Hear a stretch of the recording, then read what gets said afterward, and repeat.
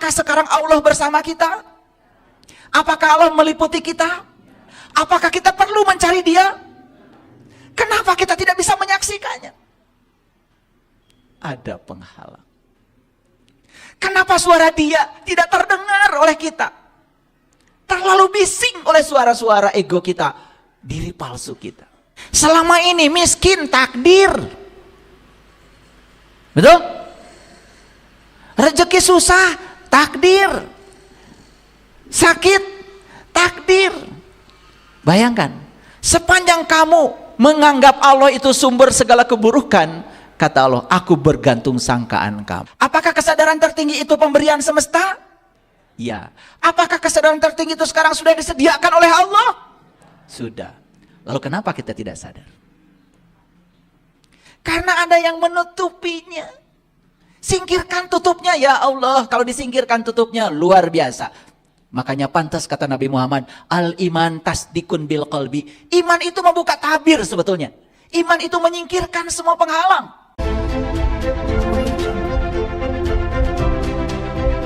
Jadi Bapak Ibu ingin bahagia atau tidak bahagia? Nah, kenapa ada orang yang tidak bahagia? Padahal alam semesta sudah memberi bahagia. Bahagia itu sudah diberikan oleh alam semesta. Kenapa tidak bahagia? Karena kita menciptakan tabir yang membuat kebahagiaan nyaris tidak terlihat lagi. Karena tertutupi oleh penghalang kebahagiaan itu sendiri. Bagaimana caranya bahagia? Apakah mencari bahagia atau menyingkirkan penghalang kebahagiaan itu? Selama ini yang dilakukan seperti apa? Nah itulah kita kadang-kadang ya, kayak yang benar, kayak yang pintar ya, tapi memang begitu ya. Nggak tega saya nyebutnya. Jadi bahagia itu given Bapak Ibu. Singkirkan aja penghalangnya, maka bahagia akan hadir. Itu yang dikatakan di Quran, segala yang baik dariku. Tapi semua yang tidak baik itu adalah hasil tanganmu sendiri. Lanjut. Kaya itu buatan alam semesta atau buatan manusia? Buatan alam semesta Bapak Ibu. Loh kenapa ada manusia yang tidak kaya? Nah, karena dia menutupi kekayaan itu dengan tabir. Nah kalau tabirnya disingkirkan, maka kekayaan itu diizinkan hadir dengan sendirinya. Coba, ketika kita melihat mobil bagus, apa tanggapan kita terhadap mobil itu? Apakah bahagia melihat orang lain pakai mobil itu? Merasakan seolah-olah kita ada di mobil itu? Atau komentar? Komentarnya, ah mana mungkin. Nah komentar mana mungkin itu kita sedang menghalangi. Semesta tidak izinkan oleh kita datang. Ditambah lagi, jangan-jangan yang pakai mobil itu hasil tuyul. Tuh. Udah muncul apa itu namanya? Iri hati. Nah iri hati itu sudah menghentikan aliran energi keberlimpahan itu hadir. Karena di stop oleh kita sendiri. Jadi sebetulnya sehat itu Bapak Ibu dari semesta atau hasil buatan Bapak Ibu? Hasil semesta. Loh kenapa kamu sakit? Karena kamu menciptakan ketiadaan sehat. Begitu disingkirkan penyebab-penyebab penyakit, kan pasti sehat. Apa penyebab penyakit? Satu, jiwanya kotor. Singkirkan aja kotorannya. Dua, ya, intuisinya mandek. Tiga, ya, alam bawah sadarnya penuh dengan sampah. Program-program yang tidak bagus. Yang keempat, aliran energi dalam tubuhnya yang tadinya bagus, ya, terhalang. Akibat makan sembarangan, ya, pembuluh darah pun jadi banyak halangan. Aliran energi tidak mengalir lagi, ya sakit. Buatan siapa? Nah singkirkan semua penyebab sakitnya, sehat. Perlu nggak kita mencari sehat? Nggak perlu. Singkirkan saja penyebab sakitnya, sehat. Nih ya, kemarin ada sahabat kita masuk rumah sakit, sesek nafas. WA sama saya. Nggak tahu nomor telepon saya dari mana. Ya udah, kalau yang kayak gitu saya pasti perhatikan. Saya tidak lihat nomor teleponnya siapa. Ya, itu mungkin sudah terkoneksi dengan saya. Jadi minta doa sama saya. Mohon didoakan, saya sedang sesak nafas di rumah sakit. Udah, saya doakan secara khusus, yakin kamu sehat. Itu doa saya, sederhana.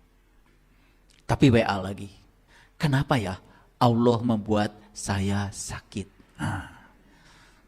Udah mulai terusik saya. Ya, jadi saya mikir pantas orang ini sesak lagi. Masuk rumah sakit lagi, masuk rumah sakit. Rupanya ada program di otaknya kalau sakit itu berasal dari Allah. Udah saya kirim ayat yang mengatakan bahwa segala yang baik dari Allah, segala yang buruk hasil tanganmu sendiri. Gak ada respon. Saya kasih ayat yang lebih tajam lagi, ya. Bahkan saya tulis Arabnya itu. Wa iza maridtu fahuwa yasfin. Apabila aku sakit, dia yang menyembuhkan. Ayatnya begitu. Sakit itu dari aku, tapi sembuh dari dia. Gak ada respon. Jadi saya jelaskan aja. Sepanjang kamu berpikiran kalau Allah sumber penyakit, maka kamu gak akan sembuh selamanya. Sekarang kamu minta maaf sama Allah. Minta ampun sama Allah. Katakan sama Allahmu yang ada bersamamu itu. Ya Allah, aku salah sangka selama ini. Karena aku kira penyakit itu takdir. Penyakit itu darimu. Bagaimana mungkin Allah yang maha pengasih, maha penyayang ngasih penyakit?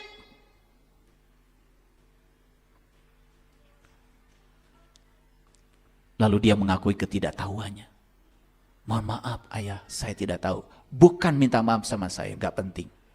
Kamu minta maaf sama Allah. Selesai minta maaf sama Allah, sesaknya berhenti.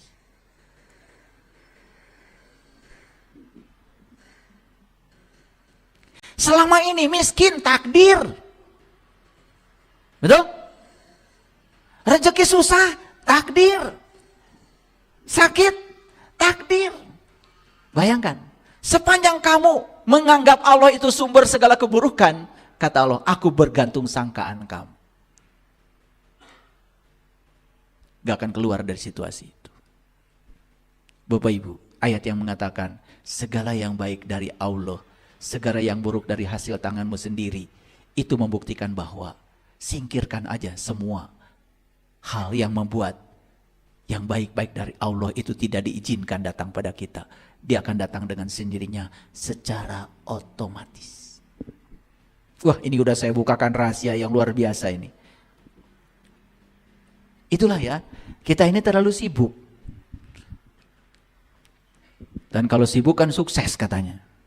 Betul nggak? Tapi saya juga nggak tahu kalian sibuk apa gitu. Asmaul Husna 99 aja dari dulu, dari kecil sampai udah setua ini belum hafal.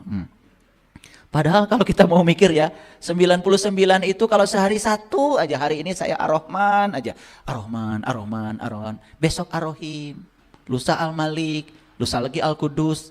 Hanya perlu 99 hari apa? Betul nggak? Tapi ya memang saking sibuknya ya. Saya juga nggak tahu kalian ini nyari apa gitu. Nggak jelas ya, begitu mau mati bingung ya. Jalan mati aja belum tahu sampai sekarang. Umur sudah mau maghrib. Oke, ya. Kalau begitu banyak nggak Bapak Ibu penghalang kita? Banyak. Sekarang pertanyaan terakhir dari saya. Apakah kesadaran yang tertinggi itu sekarang ada? Ada. Apakah kesadaran tertinggi itu pemberian semesta? Ya. Apakah kesadaran tertinggi itu sekarang sudah disediakan oleh Allah? Sudah. Lalu kenapa kita tidak sadar? Karena ada yang menutupinya. Singkirkan tutupnya ya Allah. Kalau disingkirkan tutupnya luar biasa.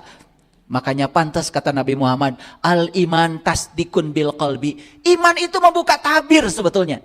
Iman itu menyingkirkan semua penghalang. Sekarang saya mau nanya Bapak Ibu, apakah sekarang Allah bersama kita? Apakah Allah meliputi kita? Apakah kita perlu mencari Dia? Kenapa kita tidak bisa menyaksikannya? Ada penghalang. Kenapa suara Dia tidak terdengar oleh kita? Terlalu bising oleh suara-suara ego kita, diri palsu kita. Dan nyaris semua yang dikatakan oleh ego, diri palsu itu, seolah-olah itulah diri kita. Lalu kita mengidentikan seolah-olah kita adalah seperti yang kita pikirkan. Padahal yang kita pikirkan hanya ilusi pikiran. Kita bukan yang berpikir, kita yang menyaksikan Dia yang berpikir. Kita adalah pengamat di balik semua itu. Itulah sidratil muntaha, itulah kesadaran. Makanya perlu jeda dalam hidup. Perlu sekali-kali kita menjedakan. Perlu sekali-kali kita hening. Perlu kita sekali-kali bening untuk tidak terlalu sibuk. Ternyata bahkan kreativitas muncul saat kita tidak sedang sibuk. Saya ditanya, ayah sama tim IT, hari Rabu besok apa judulnya? Belum ada. Saya tidak bisa harus mikir gitu cari judul, nggak bisa. Ya udah, saya lihat sarapan pagi, rileks, saya lihat bunga anggrek, saya lihat tuh indah sekali kamu ya, hebat ya ruang kosong. Ternyata ruang kosong itu adalah ruang penciptaan. Semua tercipta di ruang kosong ini. Ruang kosong ini adalah ruang yang paling berguna. Rumah dibangun yang dibutuhkan ruang kosongnya. Gelas dibangun yang dibutuhkan ruang kosongnya. Saya cuma begitu aja. Memperhatikan bunga anggrek. Tiba-tiba muncul. Ini katanya judulnya buat hari Rabu. Baru judulnya aja. Udah saya kirim ke tim IT. Udah umumkan aja Rabu pokoknya ada kajian. Judulnya ini. Isinya saya juga belum tahu. Ya, malam-malam jam 1, jam 2 saya bangun di depan laptop. Ya, diam aja. Saya tidak berpikir. Saya lampaui pikiran saya. Saya bukan pikiran, saya bukan tubuh. Saya adalah yang mengamati pikiran saya sendiri. Saya kembali kepada puncak kesadaran saya. Ternyata di situ mengalir aja. Tiba-tiba muncul ayatnya apa. Karena dari kecil saya sudah hafal Al-Quran, jadi gampang. Ayatnya aja pada muncul gitu. Ya, ayatnya ini kali. Itu jadi dirangkai jadi satu rangkaian cerita seperti ini. Bapak Ibu, tabir yang paling berbahaya dalam kehidupan ini ada 3. Yang pertama adalah kemarahan. Yuk lihat sini semuanya. Dari mana kemarahan ini muncul Bapak Ibu? Kemarahan bukan diakibatkan oleh peristiwa. Kemarahan bukan diakibatkan oleh kejadian. Kemarahan bukan diakibatkan oleh orang. Kemarahan murni datang dari diri kita sendiri. Akibat kita memberi makna yang berbeda pada setiap kejadian. Kemarahan itu adalah penolakan. Kemarahan itu karena kita menitipkan diri kita pada diri palsu kita yang bernama ego. Ego tidak suka dilecehkan. Ego tidak suka menerima yang tidak diinginkan. Ego tidak menyiapkan diri di dalam dirinya untuk menerima yang tidak dia ingin. Bapak Ibu, pernah nggak Bapak Ibu bersyukur pada apa yang belum ada? Kan kita bersyukur selalu pada apa yang sudah ada. Betul nggak? Pernah nggak bersyukur pada yang belum ada dan yang akan ada? Pernah nggak kita berterima kasih pada yang tidak ada itu? Bapak Ibu, ketika kita seperti sekarang ini, tidak didatangi penyakit, tidak didatangi orang yang menipu, tidak didatangi bencana, itu kan tidak ada. Pernah gak kita berterima kasih pada mereka semua? Yang tidak ada itu, nyaris tidak pernah. Kita selalu berfokus pada yang ada. Padahal di balik yang ada itu, ada yang tidak ada. Bapak Ibu, gerak itu tidak ada kalau tidak ada diam. Dan yang menghasilkan gerak itu adalah diam itu sendiri. Coba sekarang diekstrapolasi. Belajar bersyukur kepada yang tidak ada. Bersyukur karena tidak datang penyakit. Bersyukur tidak ada orang yang merampas harta kita. Tidak ada. Belum ada. Tapi jangan-jangan sudah siap-siap mau ada. Tapi dengan begitu, jangan-jangan yang siap-siap mau ada, mana mendadak jadi tidak ada. Oh luar biasa Bapak Ibu kalau kita mau ekstrapolasi. Jadi dari mana kemarahan itu? Satu, kemarahan itu karena reaksi kita. Reaksi terhadap apa? Reaksi terhadap pikiran dan perasaan. Itu reaksi tubuh. Dan tubuh bereaksi seperti itu yang namanya marah, itu tergantung pemaknaan yang diberikan oleh pikiran. Setuju nggak Bapak Ibu? Kemarin ada yang datang sama saya minta konsultasi. Kenapa? Ibu ini masalahnya apa? Saya punya suami. Suami saya itu pelitnya auzubillah Pak. Apalagi keras kepala. Apalagi kalau dinasihati marah. Apalagi keluar semua.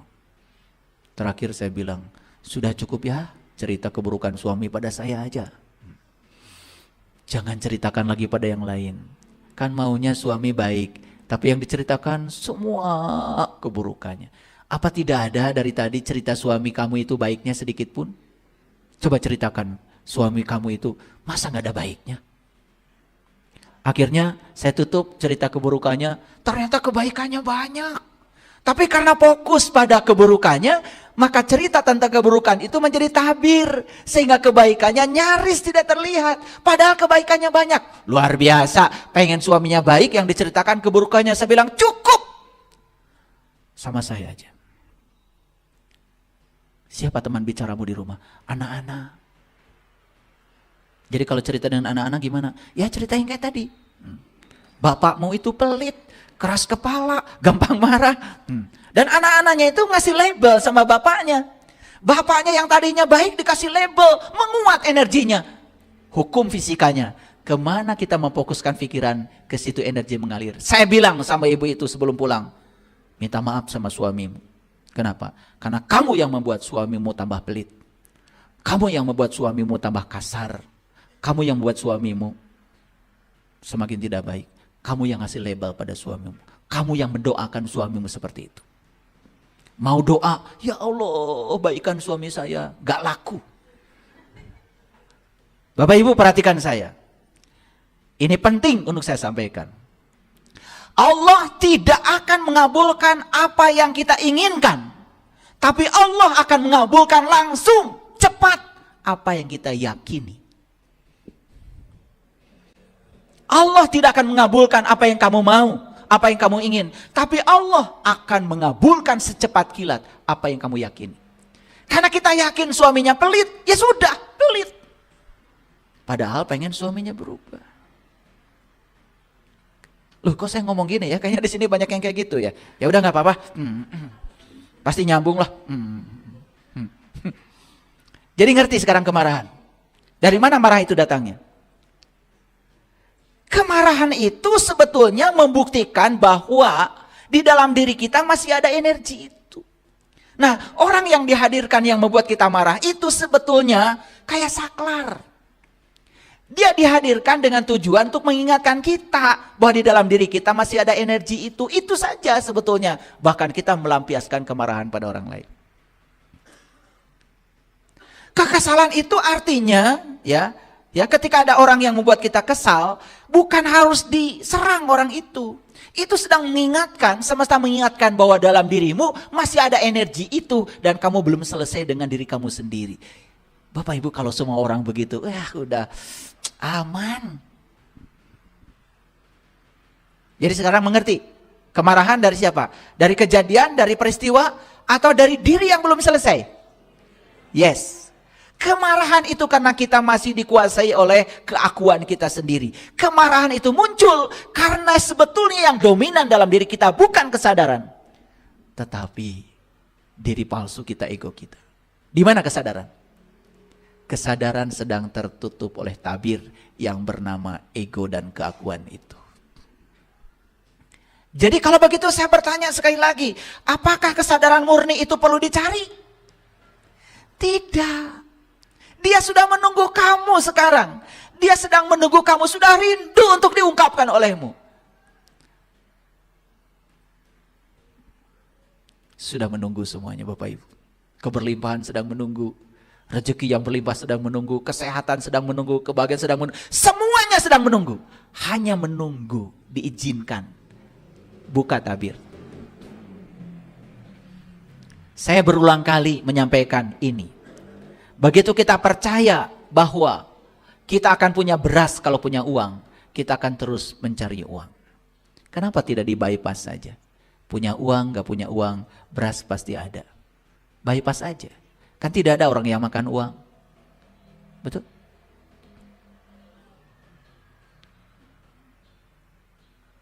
Kan tidak ada orang yang membangun gedung pakai uang. Nggak ada. Pakai semen, pakai pasir. Betul nggak? Cuman kita otaknya sudah selalu bergantung kepada uang. Seolah-olah uang adalah segalanya. Kita tidak percaya bahwa itu bisa di bypass. Bisa. Bahkan kita bisa punya mobil tanpa uang. Bisa di bypass. Minggu yang lalu ada yang dapat sepeda motor tanpa uang. Di bypass. Mau sepeda motor lagi? Udah, pikirkan, rasakan dulu. Sepeda motor sudah ada di tanganmu. Nanti ada lagi yang lebih menakjubkan lagi dari saya. Tenang aja. Tahu ya kemarahan dari mana? Oke. Penghalang bukan kemarahan. Kapan Bapak Ibu marah? Bapak Ibu marah ketika ada situasi yang tidak sesuai dengan rencana ego. Ulangi. Kemarahan itu terjadi ketika berhadapan dengan situasi yang tidak sesuai dengan rencana ego. Bapak Ibu, jujur ya. Anak harus sekolah tinggi. Ya, baru disebut sukses.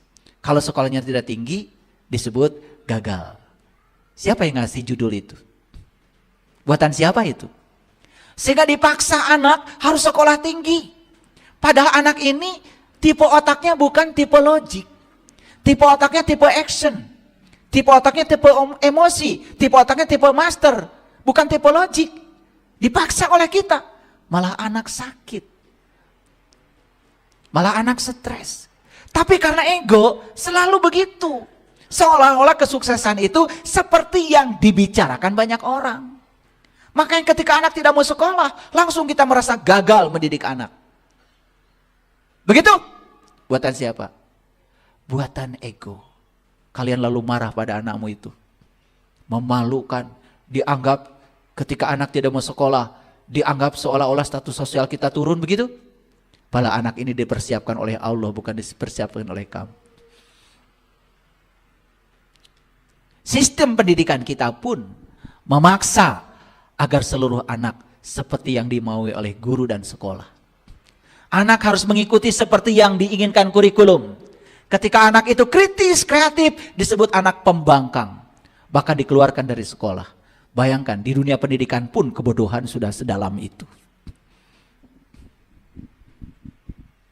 Lalu anak dibentuk seperti yang guru mau.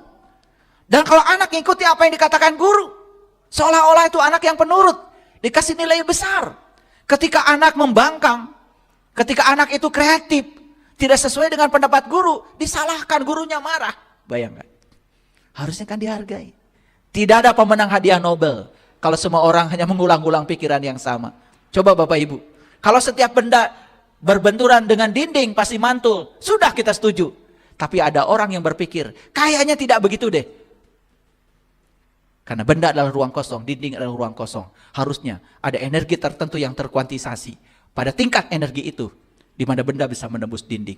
Ada orang yang berpikiran itu. Mungkin kalau tidak dibuktikan dengan eksperimen, dianggap orang itu adalah orang gila. Betul Bapak Ibu? Yang kedua, tabir yang paling berbahaya adalah keserakahan. Keserakahan ini apa sebetulnya? Muncul dari mana? Keserakahan ini muncul dari perasaan tidak cukup. Selalu mengikuti halusinasi pikiran. Ketika ada sesuatu yang nyata, malah berpikir yang tidak nyata. Inilah kotoran-kotoran tabir-tabir yang akan menghalangi kita sehingga kita sulit mencapai langit kesadaran tertinggi kita sendiri. Padahal langit kesadaran itu sekarang sedang menunggu untuk dibukakan oleh kita. Hanya disingkirkan saja semua tabirnya. Luar biasa. Dan yang terakhir adalah kebodohan. Bapak Ibu, orang bodoh itu bukan orang yang tidak punya pengetahuan. Orang bodoh itu adalah orang yang berhenti belajar karena dia merasa paling bisa. Orang bodoh itu orang yang berhenti belajar karena merasa dia paling tahu. Maka ciri orang bodoh lihat, menghakimi, menjustifikasi, menilai orang benar salah menurut versi dia. Ingat ya, itu adalah perilaku orang bodoh. Orang yang luas pengetahuannya tidak pernah menghakimi. Orang yang luas pengetahuannya seperti samudra, sungai jernih diterima, sungai kotor diterima. Dia terima semua apa adanya. Orang yang masih memilah dan memilih, dia senang ini tidak senang itu, dia setuju ini tidak setuju itu, itulah kebodohan. Bapak Ibu, ciri orang bodoh itu dia masih melekat pada dualitas. Benar salah, baik buruk, suka tidak suka. Itulah tabir yang menutupi kita, sulit untuk mencapai puncak kesadaran kita yang tertinggi. Jujur sekarang, apakah 3 tabir ini masih ada pada diri kita? Masih? Bapak Ibu mau kembali kepada kesadaran murni Bapak Ibu? Sudah tahu caranya sekarang? Singkirkan semua tabir. Makanya orang tua kita dulu, 5 tahun yang akan datang saya akan meninggal, hari itu jam sekian tahu. Karena sudah tidak ada tabir lagi. Sudah selesai dengan dirinya sendiri, tidak ada kemarahan, tidak ada keserakahan. Sudah tersingkap dirinya dari segala kebodohan. Yuk kita sekarang buka ayatnya. Ini Quran surat Qaf, surat ke-22, surat ke-50 ayat 22. Laqad kunta fi ghaflatin min hada. Sesungguhnya kamu berada dalam keadaan lalai dari hal ini. Hal mana? Hal ini tuh hal mana? Yang tadi saya ungkapkan Bapak Ibu. Bahagia itu sudah ada, tinggal diizinkan. Cuman terhalang, ada penghalang kebahagiaan. Bersih itu sudah ada, cuman terhalang oleh kotoran, terhalang. Cahaya itu sudah ada, cuman terhalang oleh kegelapan. Kesadaran murni itu sudah ada, cuman terhalang oleh ketidaksadaran. Yuk sekarang, perhatikan saya. Laqad kunta fi ghaflatin min hada. Sesungguhnya kamu berada dalam keadaan lalai dari hal ini. Sebegitu dekat semuanya sudah bersama kamu, menunggu untuk diizinkan saja. Tidak perlu kamu mencarinya. Lalu Allah bilang, fakashafna anka gidoaka fabasyarukal yaumal hadid. Maka kami singkapkan daripadamu tabir yang menutupi matamu, maka penglihatanmu pada saat itu menjadi amat tajam. Jadi ayat ini Bapak Ibu menjelaskan apa? Menjelaskan bahwa semua itu sudah ada, sudah tersedia, cuma terhalang.